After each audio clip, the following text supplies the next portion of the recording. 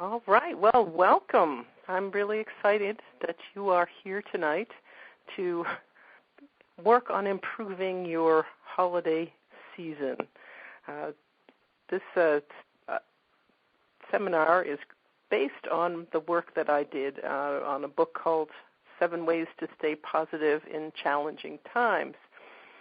And I developed that book because of the work that I did with unemployment offices here in Massachusetts. I've been worked with a couple of them to help people who are unemployed and staying positive. If anyone out there listening has been in that situation or is in that situation now, knows how challenging that situation can be. But these particular items really work regardless of what you're going through. If it is something that you can use every day to stay positive.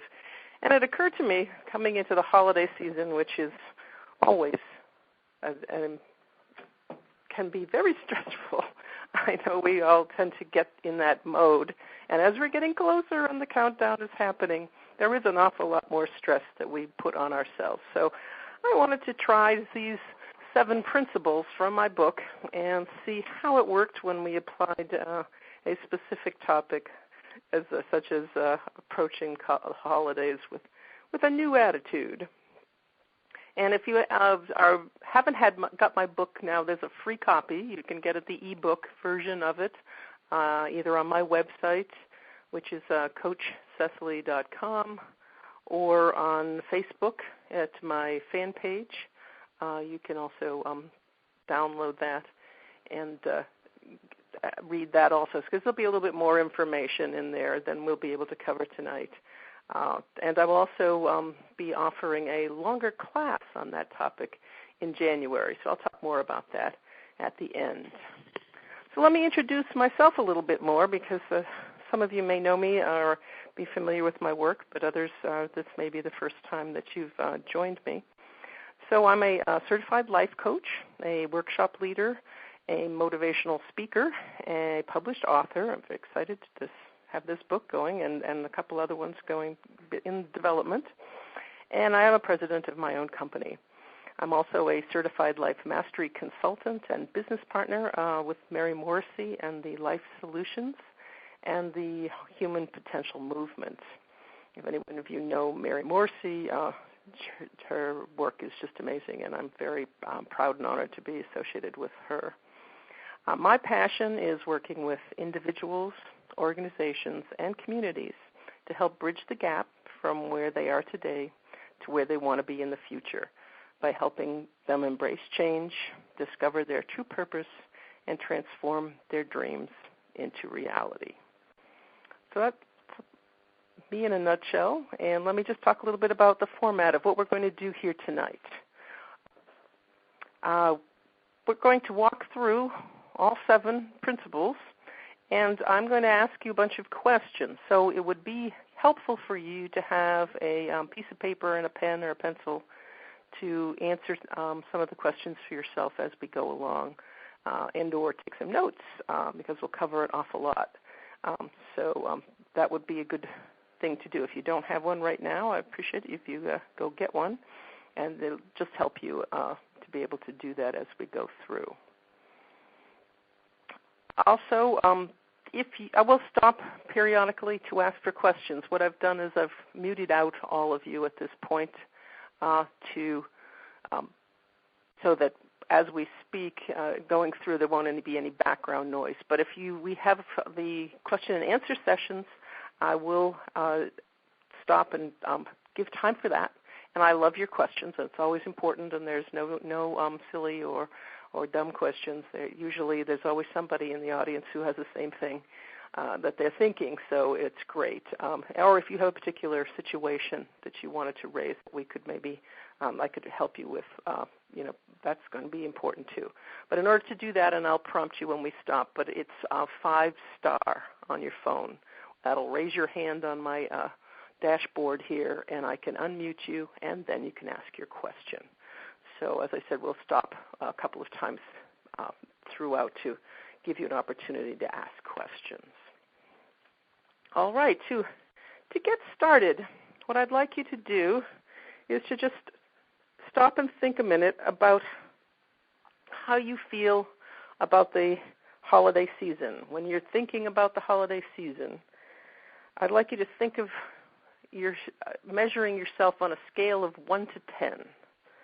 So on the far left, at the 1 end, is going to be this extremely negative reaction to the holiday season. You're definitely had some bad experiences in the past. It has been horrific for you. And on number 10, on the far right, would be the extremely positive. You just love Christmas. You're into it all the time. And some of the people are much more of a lean towards the Scrooge end or the lower end. That's just part of who you are. Some people have a more positive nature and tend to be more of the into the sugar plum fairy end at the high end. So right now, if you were going to rate yourself in this moment, where would you fit on that scale?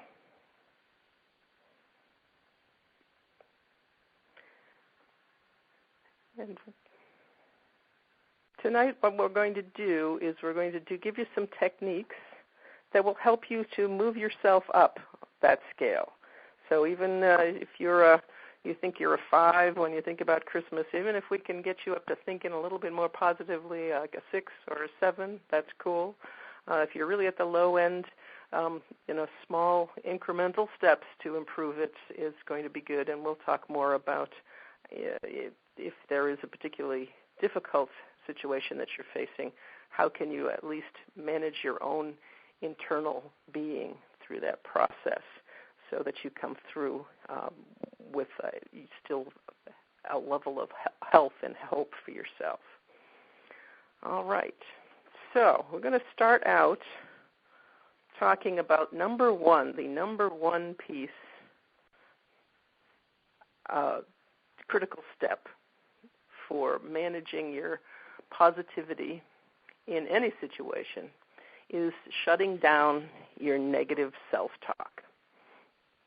This is a really important part for all of us to learn how to do, because so much of our lives are spent listening to this negative voice. There's that little creature that sits on your shoulder and whispers into your ear and tells you that you're not good enough, or you're so stupid, or you can't do that, or you don't deserve that. Or my personal favorite is, who do you think you are? So we have this voice, and it's in our head, and we're actually it's really learned behavior, this negative self-talk. We've learned it as we're growing up from family and friends and school and society. And it really helps us to sustain some limiting beliefs about ourselves and the situations that we're facing and the different pieces in our lives. So what I'd like you to do is on your piece of paper, is to write down what you think of the holidays approaching. What are the beliefs you have about the holidays? What are some things that happen from your family, and particularly where most of the anxiety comes from, or just in general, some things that you have feelings about? You think maybe you're thinking, I always get stressed out at Christmas or holidays. I always get sick. I always worry about money and being in debt. Maybe you're into keeping up with the Joneses, and I have to, decorate my house beautifully, and my outside has to match the neighborhood, and maybe you have put a lot of pressure on yourself that way. Maybe you're also into, not being good at shopping or hating shopping. People don't like to do that at all, or I can't pick out gifts for people. You get a lot of pressure when you're trying to find the perfect gift. There's a lot of pressure on you to do that. Or some of them has to do with how we feel about some of our family or our relatives. There may be one relative in particular that when you think of them, you get a little contraction in your body. You can feel a negative feeling towards that particular relative. Or there may be conflict. Maybe holidays in your family have always been stressful, and people fight and slam doors and have arguments. So take a moment, write it down. What are the beliefs you have right now about the holidays? What have you grown up with? What are some of the things that you are carrying with you as a belief about it? And I'll just give you a moment to think about that. You can have multiple things. A lot of us do. Sometimes people have some very layered things. I had a client last week who was very anxious as the holidays approached, and when we examined it, we realized that when she was a child, her mother who was physically and emotionally ill a lot, and she often was in the hospital at Christmas time, and it was a very difficult process when she was a child. So she didn't realize she was carrying that. So sometimes there's some trauma also associated with Christmas.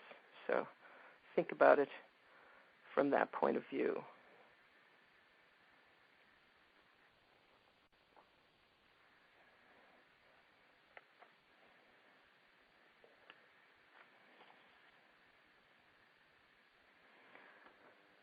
All right, and I know some of you may need a little more time, but this is things that you can also think about after the program and continue to explore that area. You might find some things that you're surprised at that you actually have as beliefs that are behind some of the anxiety that you have as we approach the holidays.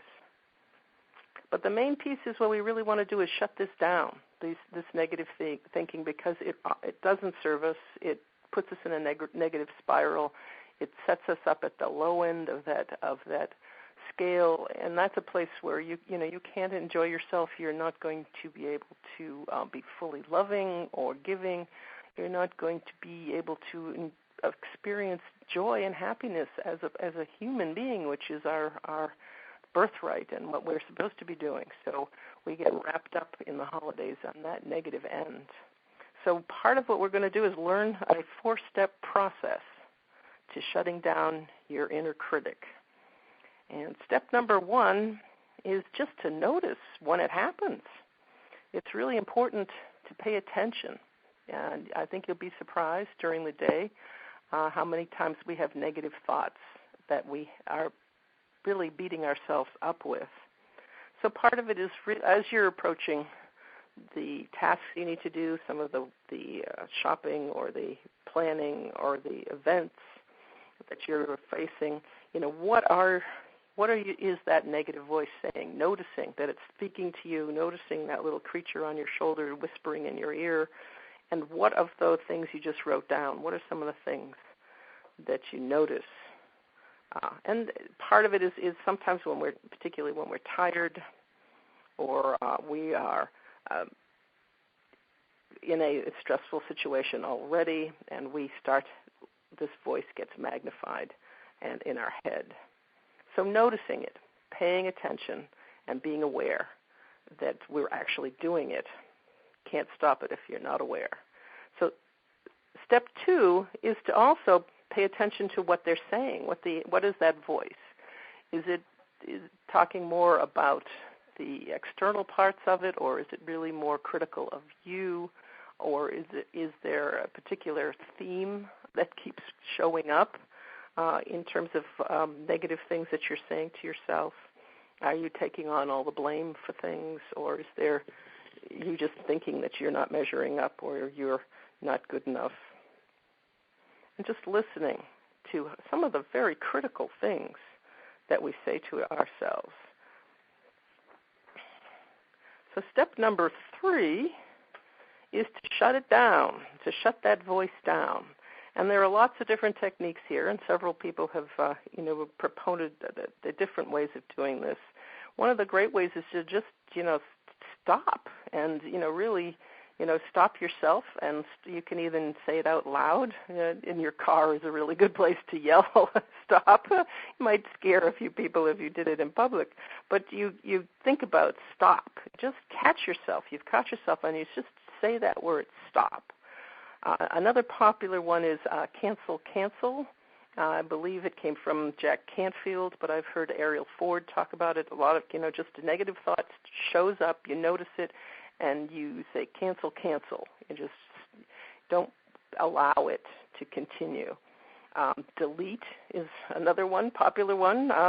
That works for you. Some people like to think about just turning down the volume on that little creature talking to them so the creature's still talking, but you're not hearing them. Or hitting the mute button is also good.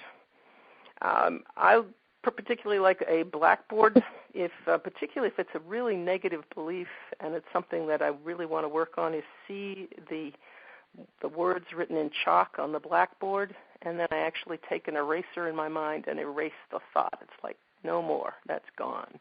It's cleaned out off my mind.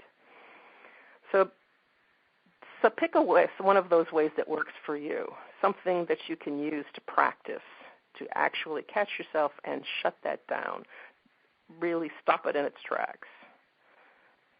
So step number 4, once you have actually been aware of what you're doing to yourself and you've stopped it and shut it down with some kind of stopping technique, then step number 4 is to replace the negative thoughts with positive ones. And we refer to these as I can statements. So I want you to go back and look what you wrote about your beliefs about the holidays. And I want you to think of an I can statement. If you said, I always get sick at the holidays, then I want you to say, I can remain healthy throughout the holidays, or something like that, however you want to say it. But what is an I can statement? It doesn't have to say, have the word I can in it, but it needs to be a positive issue, something about, feeling good or being full of love or keeping your inner peace or whatever it is. Take a moment and write down an I can statement, something that you can replace that negative statement with.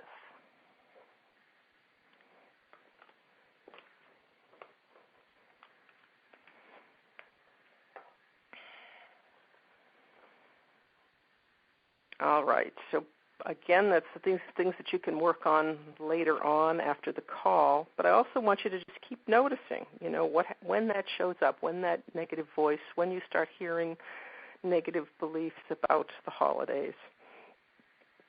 And practice shutting it down. And the more you practice, the easier it's going to get. So then you'll hear less and less of the negativity, and more of the I can statement. So it's really a matter of creating a new groove, basically. So you're trying to erase an old belief that doesn't serve you, that isn't useful, and that is taking you down to the low end of the scale or keeping you down at the low end of the scale, and creating a new groove that's more positive and that's further up the scale and that will serve you better to help you make it through. So that's really the biggie in the idea of the first step. And the second one is practicing gratitude. And this is not a new topic. We've been around a long time. A lot of people are talking about it. Oprah been talking about it for years. It's really an important piece to really help you to shift into positive energy. Is if you're really feeling completely overwhelmed, if you just stop a minute and think about what you have versus what you don't have.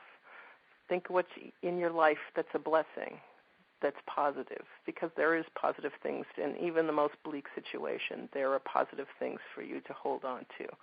So sometimes this really works.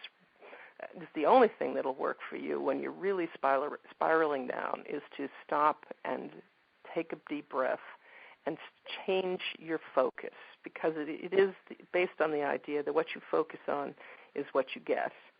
And that's really important when it comes to gratitude, because you can shift into a much more positive space from a gratitude spot.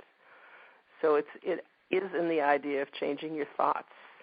If you believe in that idea that thoughts are things, you'll be able to make that shift with gratitude. It's part of what is exciting about gratitude is that it actually helps to melt our fears away, and it opens our hearts. And you can't have negative feelings at the same time as you're having gratitude, which is the cool part. Is you know that when you have an open heart like that, you are experiencing something positive. So it is a practice that is really important for all of us to get in the habit of counting our blessings. So I'd like you to think about the holiday season and think about, what are you grateful for about the holiday season? If you are thinking only dreadful thoughts, then try to find something right now that is going to be something you can be grateful for. There's plenty of things if you look at it carefully. So you might want to just look back at 2010. What were some of the highlights? What are some things that you could say, yes, I'm grateful for that? What are some of the people that you would like to appreciate that have been in your life, that have helped you or been positive? Are there other good things that you can help you? Sometimes we just even focusing on things that we love, and the easiest things for humans to think of is children and babies and children and pets. Sometimes when we are really so in a negative space, just thinking about somebody we love or some animal we love, then we actually can help to shift into that gratitude space and open our hearts and have that experience. And even if we have some negative experiences or some relatives that aren't particularly been very positive in the past, there is some good parts to them somewhere. So part of it is, if you've got Uncle Charlie who always gets drunk at Christmas and picks fights, is there something about Uncle Charlie you can think about in a positive way instead of dreading his presence and thinking of him in a negative way? What could you think of for that person that could be positive? What could the good in them that you could start to see? And the same thing with the situation. If you have some things that you really, some obligations that you're not really fond of, that you don't really want to go and do, what are some things that you could see that could be good in those situations? Try and look at it from that positive point of view. Try to find something to be grateful for in every person, in every situation, everything that's coming up. It can really make a huge shift for you to be able to do that. Gratitude is so important, and it is something that you should start. I recommend starting today, and if you practice it every day until the holidays are over, you're going to see a shift in just who you are. Because it's something that, if you make it a daily practice, talk about writing down 3 to 5 things every day, or in a gratitude journal, or just counting your blessings in your mind before you go to bed at night, or if you really need to, if you got some tough ones and you really need to write them down, that is important. But think about, adding to your prayers, or think of a way that you can really build gratitude into every day. And we're asking you to do this for the holiday season, but hopefully it would be something that you can make a habit for your whole life, because it really does make a difference, and it really will shift your energy immediately.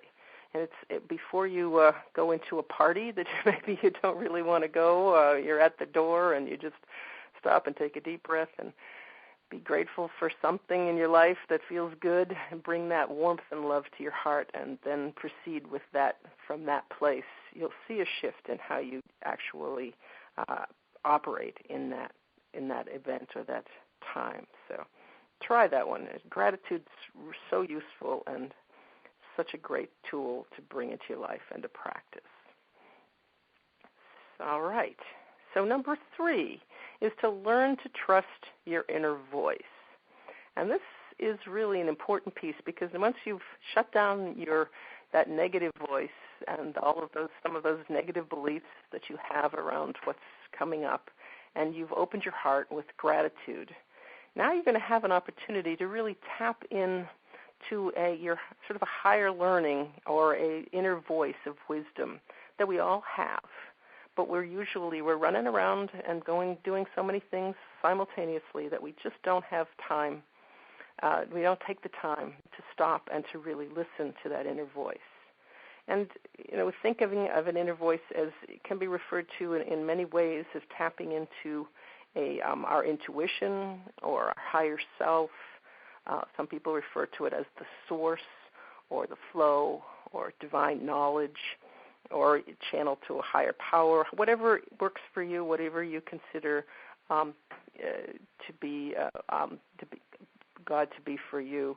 It's really helping you to focus in on your intention and what it is that you would really, the messages that you really need.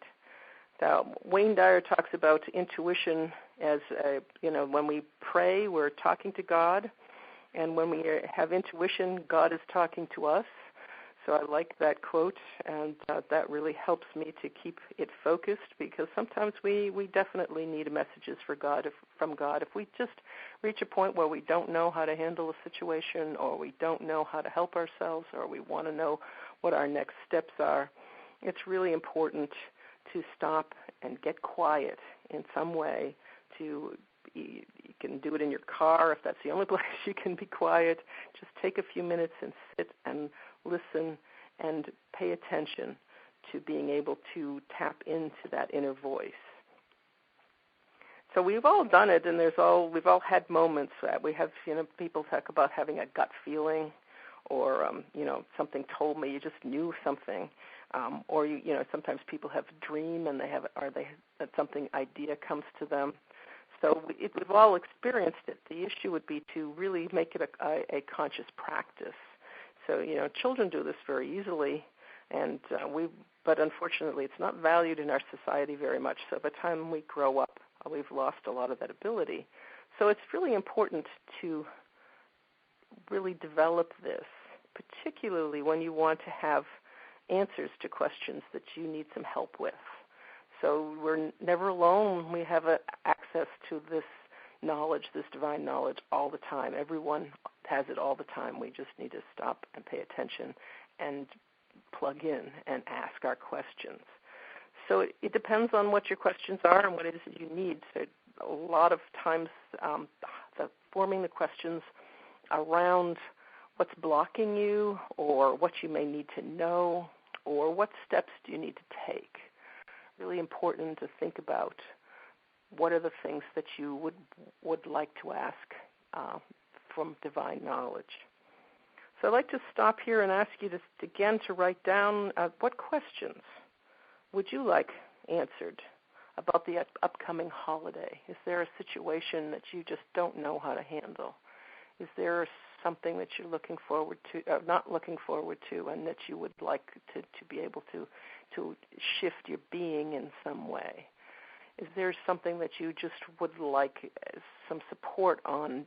You've made this decision? Is this the right decision for you? Are you going in the right direction? Some confirmation. So take a moment and write down what questions would you like answered about the holidays.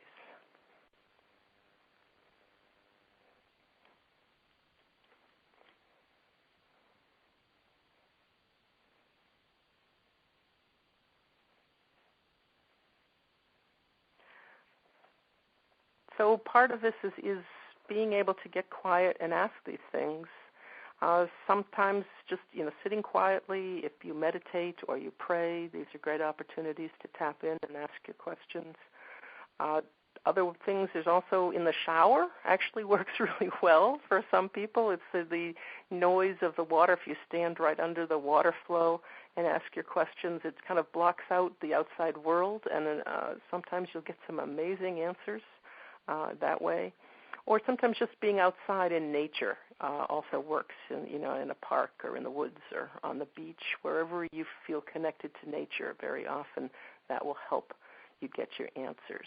So I encourage you to really practice your intuition and listening to that inner voice, and using that to help you and to reassure you of how you should be moving in forward in the divine action, and how you should really be able to face the holidays with a little extra help from the divine. And you can practice this. Is kind of a good way to practice this is to, after this call, to really think about this and how you could get more in touch.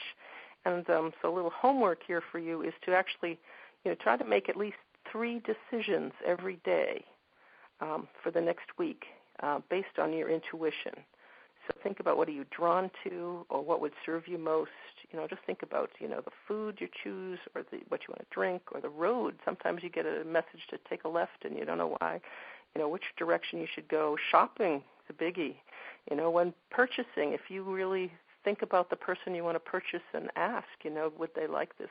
It's amazing what answers you may get. So practice it to think about, what you are really developing this connection for yourself, and to know that that is an ability that we all have, and that you can use that and help you to stay more connected to yourself and to the divine. All right. Well, now we're into asking for help. Number 4 is asking for help and helping others. So this is really perfect for the holiday season because first off, we tend to get so busy and so wrapped up in things that we don't stop and ask for help. And that's the tendency a lot of us have, is to be, they tough it out and to do it all ourselves. And then we get into resentment that nobody's helping us, but we haven't asked. So part of it is realizing that not asking is actually selfish. It doesn't give people in your life enough credit, for being able to be there for you. And, we all need help from other people. So I encourage you to think about, what kind of help do you need as you're going into the holiday season? What kind of things what do you need? How do you need to be supported? Are there some things that you could share, some tasks that you could share or delegate? Just like give them away. It's like, you do this. You take care of this. I'm done with that. That can really help. Sometimes you may not have the knowledge or the expertise that you need in that, so maybe think about who could help you with being able to do something that you need to do. And then, also maybe you've got a problem that you need to get solved, so who can help you with that? So think about that. What areas could you actually use some help on for the holiday season? What would make it easier for you if you actually got some help? So think about that. What help do you need? And then, who could help you? Make a list of that. So family members, different people in their family, and kids love to do chores. Give them something to do. Or friends. So you've got some friends that, be surprised when people love to be needed, and they love that, to have that sense. So allow yourself the ability to identify what you need, and then who can help you, and then actually go out and ask people. And, be straightforward about it. Just ask in very specific terms what you need. And sometimes it's hard and it's intimidating up front. But it's important to make your requests and to practice that. It gets easier if you, again, with practice. But I recommend making requests in person. You could, leave voicemail or email, but generally speaking, it's really important. And then, watch when you ask for a request, watch for clues or cues from the other person.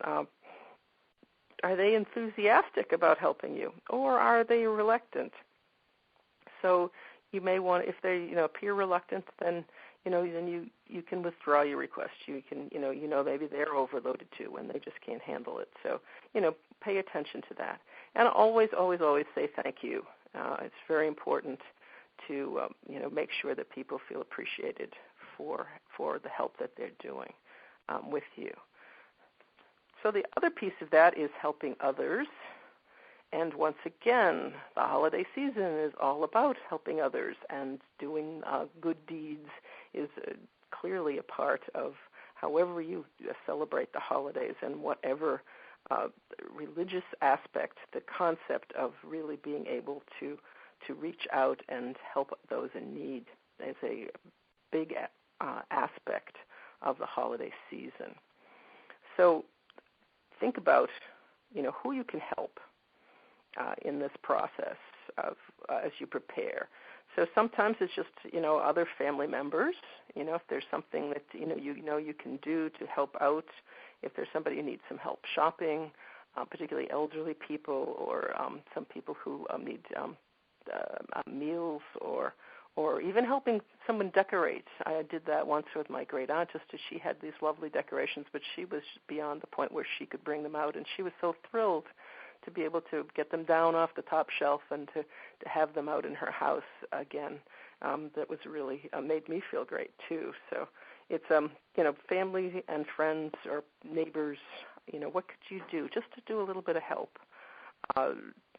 Charities are also big issue this time of year. If you're like me, you get a zillion things in the mail every day for things that the people are looking for wonderful causes and helping children and helping people in need, helping animals and the planet. Lots of ways to donate money at this time of year and feeling good about it. And it doesn't have to be a lot of money. It can just be a small donation, but it helps you to feel good. Food pantries, big time thing this year. Everybody's collecting food for people who can't afford it. Gifts for children, lots of opportunities to buy a gift for a needy child. And any kind of volunteer, if there are homeless shelters or other programs to bring food and gifts to needy families. I did that one year, and it made my holiday. I was just absolutely thrilled by the faces on those kids, and that they had so little, and yet we were able to bring what they actually wrote down they really wanted. So the good part about giving is that it helps somebody else, but it also makes us feel good. And oh, by the way, when you do something nice for somebody, even someone who watches you do something nice, they feel good. So it's a real win-win. You can't lose in the helping game here. So think about this holiday in particular. Just take a moment. You might be busy and crazy and think, how could I ever do that? But take a moment to really do something, bake some cookies or some bread and bring it to your neighbor, or something that just makes you feel like you are contributing to others. Good part of the holiday season. All right. Number 5 is increasing your self-care. So in general times of stress, this one tends to go gets to get not as good as we should be in taking care of ourselves. But I think the holidays is one of the worst times for that, because we get so busy, our schedules are off, and then we're not really paying attention. So in my book, I use an acronym called SEED, S-E-E-D, and the S stands for sleep. Do I need to sleep? E stands for exercise. Do I need to move my body? Eat. E stands for eat well. Do I need to change my diet? And D stands for drink water. Do I need to hydrate my body? So definitely think about, as we go through these one by one, where are you falling off in your self-care in the holiday season? So the first piece is sleep on the S, and do you need to sleep? We often, when we get so stressed out and anxious, we get overtired, and that's when that negative self-talk gets worse when we're tired, and it gets louder and more frequent, so it's certainly not contributing to us feeling good. And if you're not, they say, the old 8-hour law of getting 8 hours a night, so you can help to renew and repair your body, is really important. But I know during the holidays where you're staying up late wrapping, or you're shopping, or you're doing so many extra things. But think about yourself. Stop and think about, am I just exhausted? Am I tired? And listen to your body. And if you need to sleep, naps are good. Try to find a time where you can get some sleep. Think about how you can maybe catch up a little bit one day if you have to stay up late. But pay attention to how you're exhausting your body physically. For exercise, are just moving. We tend to do that now too with the holidays. You might not have enough time for your regular exercise routine. You may sacrifice time for the gym to go shopping or to bake or whatever, or visiting relatives, or we just get so stressed out that we just don't even think that we should be exercising. But we all know what the benefits of exercise do. It really helps to clean all of the toxins from the body and affects the brain chemistry, and it is really critical to be able to do that, and particularly when we get stressed out. So if you are all stressed out, it would be highly beneficial for you to plan some time as you go through to get into your exercise routine, or just to get outside and walk and get some air, move your body, and think about that. If you're really freaking out, even just a 10-minute, 15-minute walk can really help you to get things back into perspective and help you to feel a lot better by just getting the body moving. So watch the exercise. Now, food, eating well in the holidays, this is almost impossible. It is a real challenge to eat well at this time of year, because it is now where even if you're really good about your diet the rest of the year, this can be a definite danger zone with all of the cookies and the cakes and the candy and the alcohol, and all of the things that are not helping our body. And particularly the high-fat carbohydrates, all of that candy and pastries, and the definite binging that we do when we go to parties and we just sort of whoop stuff down and we get so unconscious. And when we're anxious, we are definitely paying even less attention to what we put in our mouths. We're not even enjoying it half the time. We're just shoving it in because we're feeling anxious. So really think about your food and what you can do to weather the holiday season and minimize the food damage. So, people think about gaining weight over the holidays. Often this bad diet contributes to getting sick.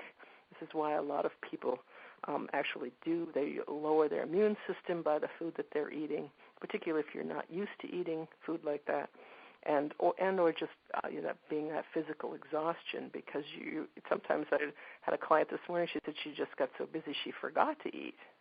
That's not a problem I've ever had, but she forgets to eat. So, trying to get her to think about at least stopping and having some nutrition and nourishing her body and not getting into that mode. Watch the binges or when you get anxious, if you do not eat well. Think about what you're putting in, and then also try to get in, keep in the whole idea of the fruits and vegetables, and that's really important to get the good food. And, try very hard and be very conscious of what you're putting in your mouth. And, yes, we want to try some of those wonderful holiday goodies, but try to balance it out with enough good nutrition that you won't throw your whole body into a spiral and have that affect not only your mood but also your health. So pay attention and try to stay away from the sugar plums. I know that's a tough one, but it is important to watch what you eat. And the other piece of this is water, drinking water. It's very important to hydrate anyway. 99% of us don't drink enough water. And drinking the 8-ounce glasses of water every day is the rule, and I don't know too many people who do that. I try, but we all need more water. So again, when we get stressed, we forget about the water, or we're drinking soda and coffee, a lot of coffee. These are diuretics, basically. So when you're drinking soda and coffee, you're actually making your dehydration even worse. So, when you're thirsty, try thinking of water, or just bring water with you. always filling up a water bottle or, buying bottled water when you're out and about, and try to stay away from the sodas and the coffee and the caffeine and the sugar, which you don't need, but also the fact that you're making the dehydration even worse with those drinks. So water, very important. And the other good part is sometimes if you fill up with water, you may avoid, some of the holiday goodies. If you can try to do that even before a party, drink a substantial amount of water. It may help you not munch out or pig out on those holiday things. So water is very important. All right, we're coming up on number 6. Number 6 is clean up the clutter. And clutter is such an important piece to think about in our lives, because it definitely is an energy trapper, and it helps keep us stuck. And we have a lot of times we have things in our house that are just piled up and is causing all kinds of issues for us, and we're not aware of it. Now, not everyone has clutter. I know people who don't, whose houses are like spick and span, and all their closets are in order, and they have just an amazing ability to stay well organized and can throw things away without blinking. But that's not most of us. And most of us are, hold on to things and have some poor habits, or we're not real good at organizing our stuff, and it tends to build up. The good news is the holidays is a great opportunity to clean clutter, because you're motivated. If people are coming to your house, you suddenly start to think about what that pile of stuff in the corner will look like to somebody else. If they come in your house, and now suddenly you are motivated to clean it up and do something about it. So it really is a great opportunity when you're decorating for the holidays and cleaning for entertaining, that you can think about in particular where is the clutter, what could I clean out, what could I do to actually liberate me and to give me more energy in the process. I do advise, though, that don't just clean the clutter by stuffing it in the closet. So I have been guilty of that myself in a pinch. I'll just put it in there and no one will see it. So if you do that and you feel you have to at the last minute, then do try after the holidays to clean that closet out too. But it is important to have a plan on how you're going to prepare your home for entertaining, or for the holidays in general. And here's another great place to ask for help. Helping to declutter. Sometimes it is extremely difficult if you have trouble giving things away or throwing things out. It really is an important thing to share with someone. Ask family and friends to help you to take the time to do that. And then also recommend tackling one area at a time. Don't plan to declutter everything all at once, because you're just going to get overwhelmed and you're going to not be able to do it. So start small and start with one area, and then you'll get much more motivated once that's done, and it's like you get on a roll, and it's like, all right, I can do this. So use the holidays as a way to really clean up some of that stuff that you've left around. And that's really going to free you up for a lot more of the positive energy for the new year. It really helps you to move forward. A lot of clutter is about the past, and it keeps us stuck in the past. So when you clean that out, you're actually allowing room for the new, room for a new approach for the new year, and hopefully a more positive view in the new year. So it's a great way to do that. And finally, we get to number 7. Number 7 is have more fun. And this is an important one, because sometimes people don't think about fun for the holidays. We think of the holidays and we just groan. It's not fun. It's a chore. I just don't want to do it. But it's such a great opportunity for fun stuff. There's so many activities that happen this time of year. There's some wonderful things that you could do. There's, local fairs and activities with children. We just did one where we had a petting zoo we went to. It was so cool to pet little baby llamas. I thought, wow, isn't that cool? Christmas tree lightings everywhere, decorating cookies. There's just so many things that you could do. I'm taking a 5-year-old next Sunday to see the Nutcracker, her first ballet that she's going. She's taking ballet this year, and so I'm so excited to accompany her grandmother and her to her first ballet. So that's going to really make my holiday season to watch her face when she sees those dancers and that all that beautiful costumes and music. So there are a lot of fun things that you can do this time of year.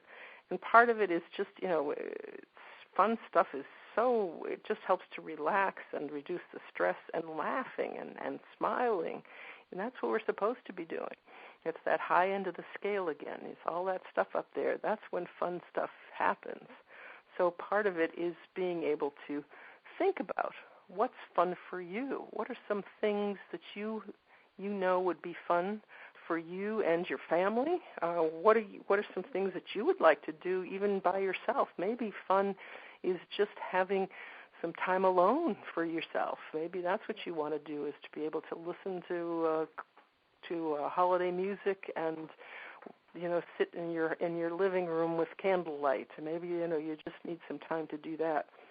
So think about what would be fun for you to do, to include in this time of year, besides some of the things that you get into the have-tos and the actual holiday events and the parties that you have to go to. But what are some personal things that could really shift some of your negative energy? What are some things that would make you smile, that would bring a little joy into your life, that you could be with people who are having a good time and create some activities that could be fun for everybody?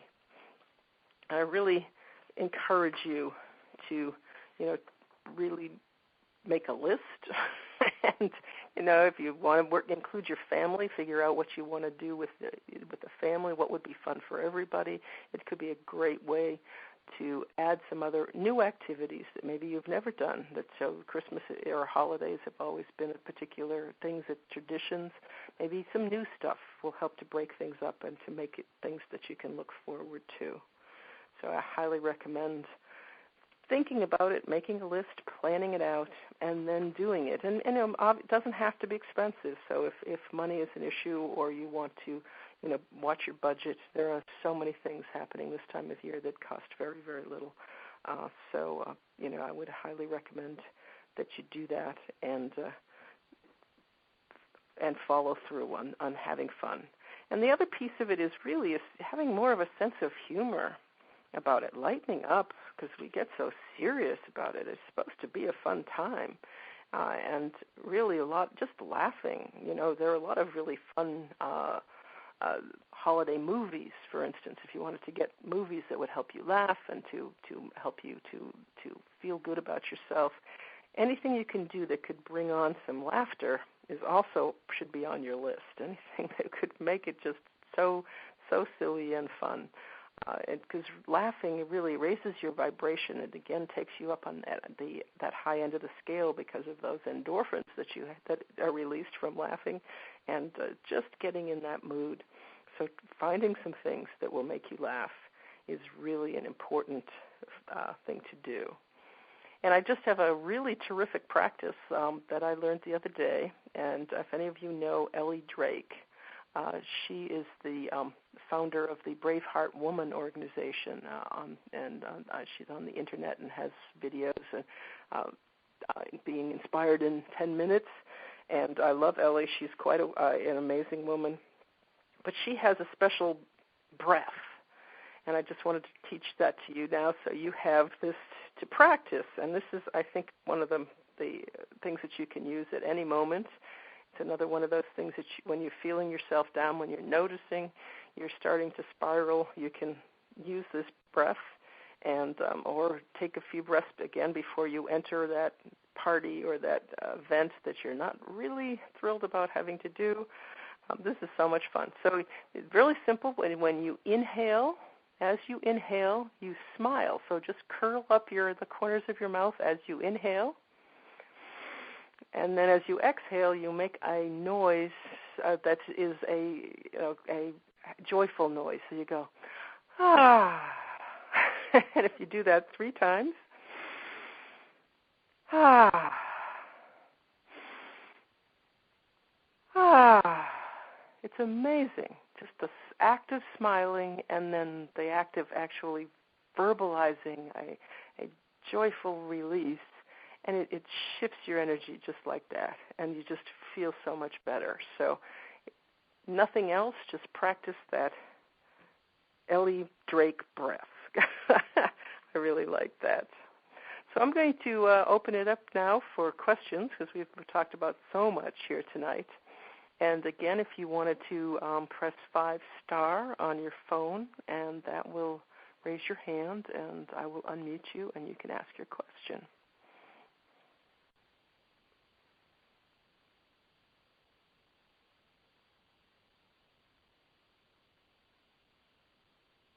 Okay, well, quiet crowd.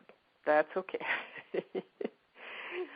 What I'd like to have you think about now is to really, we've talked so much about many things tonight, and if you really think about all of the things that we talked about, you realize that you can actually put together a plan for yourself on really shifting how you see the holidays and how you approach it.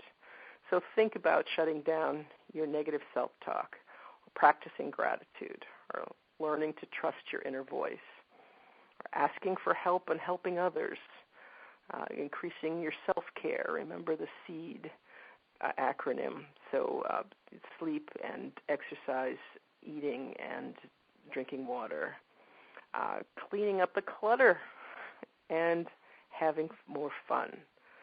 So in terms of getting into action really helps you, again, to be more positive, to know that you can have control. You're taking control. You're doing something about it. You're taking positive action. I have a quote here from the Dalai Lama, which I really like, in his book, The Art of Happiness. And he writes, "One begins identifying those factors which lead to happiness and those factors which lead to suffering. Having done this, one then sets about gradually eliminating those factors that lead to suffering and cultivate those which lead to happiness. This is the way." And I love that, because if we pay attention and we realize we make ourselves suffer, we choose to suffer, and that we can choose a different way. And it's really a matter of paying attention and planning for it. So I encourage you to think about 3 questions that will help you to make this plan in terms of what you could do to have a more positive and joyful holiday season. So what could you stop doing? What are some things that you're doing now that it's not serving you, it's not working for you?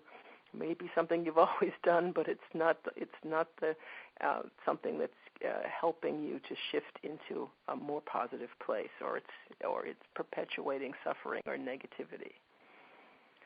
And then what could you keep doing? What are some things that you already do that are positive, that you know that you're taking good care of yourself, or your diet, or asking for help? Or what are some things that in general, what are you doing in the holidays to make yourself feel better? What are some things that you want to keep doing and or increase doing more of those things? And then finally is what do you want to start doing? What are some things that we talked about here tonight, or some ideas that come to you that would help for you to really shift how you see the whole holiday season? How could you make it that of something different for you by starting a new practice or a new habit or a new way of looking at the holidays, and really shifting from those old beliefs to something much more positive? So in closing, what I'd like you to do is to now to think about, again, that scale of 1 to 10. Think about some of the things we've talked about, and think about looking ahead at the holidays now. Where are you on that scale? Did it shift in this hour that we've been talking about some ideas for positive ways of being? Hopefully, you got a little shift moving up. Maybe some of you got a lot. I'm hoping that all of you have benefited from this class and that you've got some ideas to take forward with you. And I just would like to let people know, those of you who are officially registered for the class, we did have several people who went in and actually registered. I am offering a $40 off of my 4-part class, the 7 Ways to Stay Positive in Challenging Times. It's a 4-hour class in 4 parts, an hour each. It's normally a $97 value. So people who've registered, you will get an email to offer the special discount for January, so watch for that email. Anyone else who is on the call who may have just dropped in and would like to get my newsletter, you can go to CoachCecily.com and register there, and also at the same time get a copy of my free ebook if you have not done so. And then to wrap up, I would just like to offer that I'm always open to a complimentary session, strategy coaching session, with anyone who attends any of my events. So appreciate it if you would like to talk more about what we talked about tonight, if there are some things that you would just like to discuss a little bit more to help you with a plan that could work, or if there's one particular area you're just really struggling with. This would be a half an hour on the phone, so you can be anywhere in the world, and we can schedule a time when we could have that half an hour, and it is free. So would be very happy to set that up. And in order to do that, you would just need to email me, and my email is Cecily, Cecily, at CoachCecily.com. And be happy to set that up. And you can also do that on my website. There is a Tungle Me application on my website where you can go in and actually pick some times on the schedule that you would want to do that, and that'll automatically email me. So make it very easy for you to set that up. So I would definitely love to follow up with anyone who feels they could use a little extra support in this holiday season. So I'd like to thank you again, and I'll just leave it open again for questions one more time. Anybody 5-star to wrap it up? Anybody else want to make a comment or a question at this point? All right, doesn't look like it, and that's just fine. So thank you very much, and I appreciate you being here tonight, and hopefully this has been helpful and that you've learned some things that will really make this 2010 holiday season your best ever. So my love and blessings to you all. Take care, and good night.